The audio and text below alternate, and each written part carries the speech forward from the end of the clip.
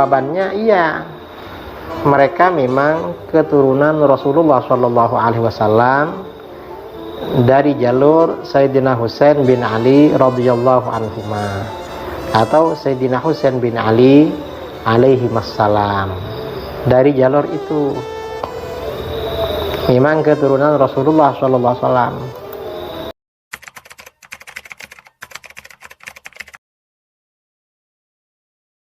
Jawaban kita, para ulama kita seperti Sayyid Murtada Az-Zabidi yang mengarang syarah Ihya Ulumuddin ya.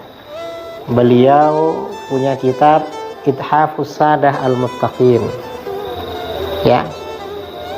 Jadi beliau ini Sayyid Murtada Az-Zabidi, pengarang syarah Ihya yang terkenal sebagai ulama sufi, ahli hadis dan ahli bahasa, juga guru ulama Nusantara Syekh Nawawi Banten, juga pendiri NU Hadratus Syekh Ki Hasyim Asy'ari, juga ulama Nusantara kontemporer yang lahir dan wafat di Mekah Syekh Yasin Al-Fadani dan lain-lain, mengakui kalau mereka memang sadah ahlul bait, memang sayyid memang.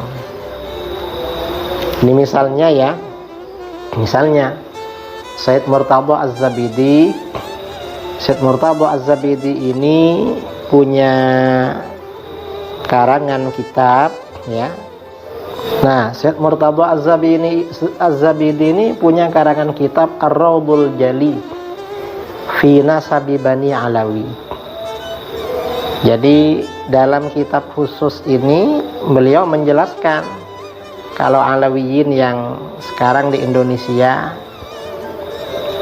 keluarganya banyak dipanggil Habib, ini memang keturunan Rasulullah Shallallahu Alaihi Wasallam.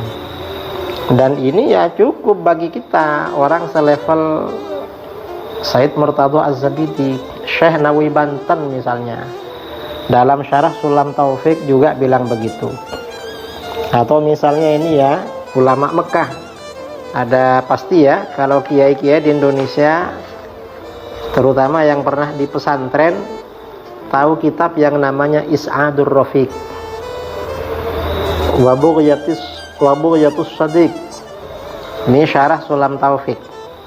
Nah, di sini Syekh Muhammad bin Salim bin Sa'id Babusail Asy-Syafi'i, ulama Mekah. Dan kitab ini menjadi rujukan yang otoritatif, yang muktabar di kalangan NU.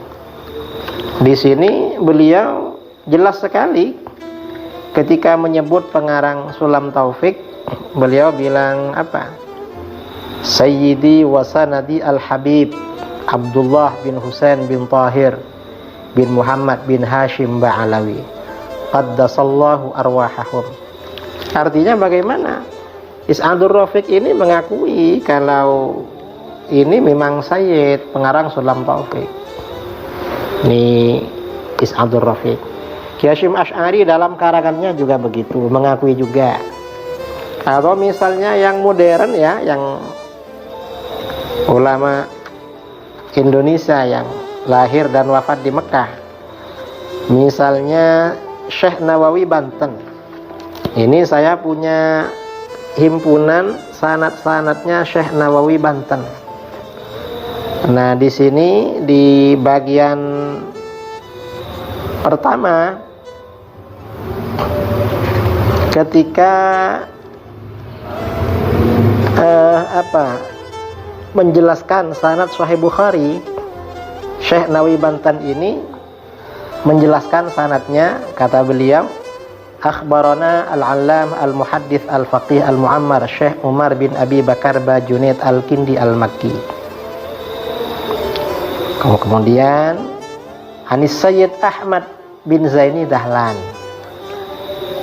wa huwa an syaikhaihi al-mufti as-Sayyid Muhammad bin Husain al-Habsyi al-Makki asy-Syafi'i. Jadi Sayyid Ahmad bin Zaini Dahlan ini berguru kepada Sayyid Muhammad bin Husain al-Habsyi. Dan ini Sayyid Muhammad bin Husain al-Habsyi ini kan ayahnya siapa? Sayyid Ali bin Husain, Sayyid Ali bin Muhammad bin Husain al-Habsyi yang punya Syimtud Durar itu. Dan ini zuriatnya banyak di Indonesia. Nah, ini artinya apa? Syekh Nawawi Banten juga guru beliau dan gurunya lagi Syed Ahmad bin Zaini Dahlan ini mengakui kalau Al-Habsyi itu keturunan Rasulullah SAW. Nah, kita ini cukup dengan pengakuan mereka. Oh, mereka aja mengakui, masa kita agak mengakui?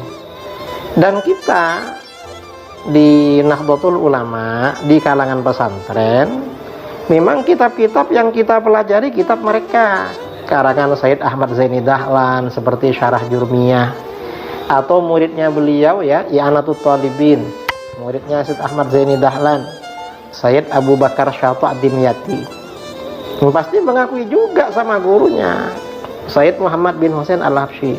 Berarti marga Al-Habsyi ini memang keturunan Rasulullah SAW. Enggak ada artinya seperti ini cukup sebenarnya kalau mereka sebenarnya Sayyid, sama dengan Sayyid-Sayyid yang lain di Indonesia yang memang mereka dari keturunan Alawiyin.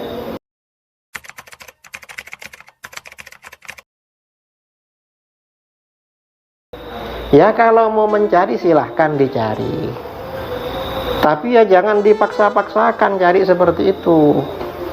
Karena sekarang ini abad ke-15 Hijriyah, bukan abad ke-5, jauh kalau abad ke-4.